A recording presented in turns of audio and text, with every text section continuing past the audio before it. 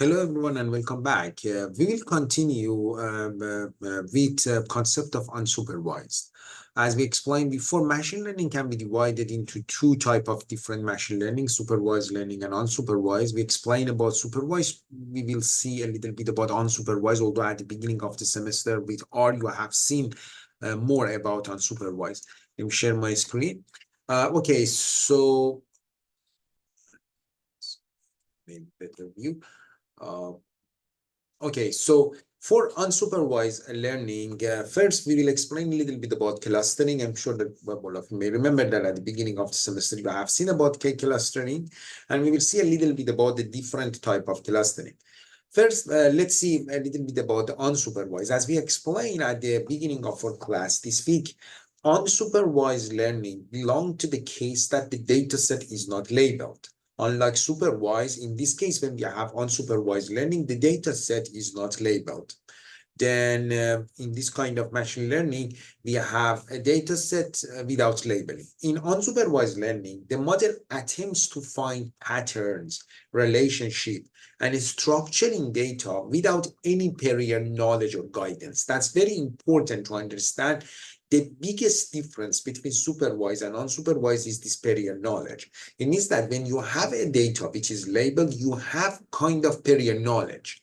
And in unsupervised, we have no prior knowledge on the data. And we want to discover the pattern or relationship without this prior knowledge.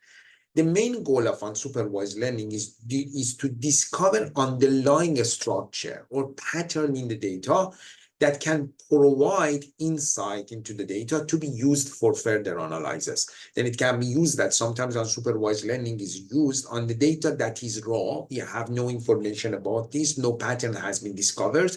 You will use this and you will discover some pattern, and this pattern can be used for further tasks. So there are several unsupervised techniques. Two of them, which are very popular, are clustering and dimensionality reduction. At the beginning of the semester, we have seen different type of clustering. We may see a little bit about dimensionality reduction at the end of the semester. Uh, but unsupervised learning has many applications, including anomaly detection, recommendation system, and image segmentation. Okay, here we have one example. See, your input is a raw data. Here, as you can see, you have some pictures of cats, some pictures of dogs. We do not know anything at the beginning about which picture belongs to what class. We do not even know that how many classes we have for given data set. But by using some unsupervised algorithm, we can discover that in this data set, there are two classes of dogs and classes of cats, and we want to classify them, to cluster them into these two classes.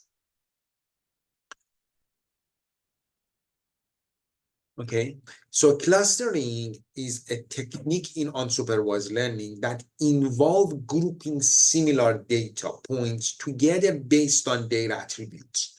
This similarity should be defined by using the mathematical tools. As you have seen in some models, that some clustering model that we had at the beginning of the semester, we can see that sometimes, for example, Euclidean distance can be used for similarity, and we have other similarities which are used in machine learning. The goal of clustering is to partition the data into two clusters or into some clusters or groups in such a way that the data points within a cluster are similar to each other and is similar to the data points in other clusters. For instance, if we remember the example that we had in the previous slide, you had the class of dogs and class of cats. Then you can say that objects which are classified, objects which are clustered in the class of dogs should have the kind of similarity. In this case, both are dogs. And objects which belong to two different clusters, they should have some dissimilarity. Again, as I explained before, we need a mathematical tool to understand this similarity and dissimilarity better. And there are several mathematical tools which are being used, and one of them is Euclidean distance, as we had at the beginning of the semester in K-means. Clustering is often used for exploring data analysis to find hidden pattern, relationship, and structure in the data. It can also be used for data compression, normality detection, and image segmentation. So I'm sure that you have seen some applications of clustering at the beginning of the semester, but this is one good example for clustering. As you can see, the samples that we have contains of different potatoes, and here, as you can see, these potatoes have the different colors. In the given sample, we do not have any classes, and no pattern can be seen here. But when we cluster them, as you can see, some hidden information here can be seen, that we have a different colors, 3 different colors, and therefore we can have 3 different clusters. There are some clustering methods, and I just explained some of them.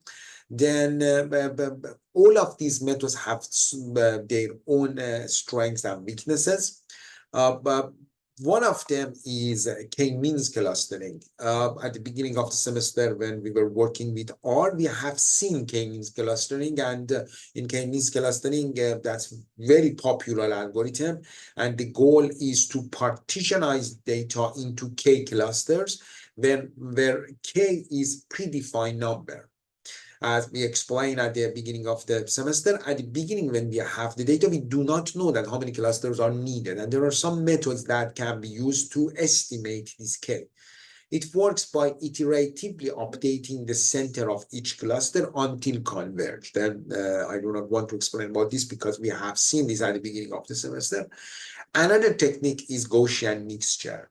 We do not cover this in this class, but this method is probabilistic model that assume all data points are generated from mixture of finite number of Gaussian distribution with unknown pattern. That's another very popular clustering method which is used a lot. Okay, that's it. Thank you.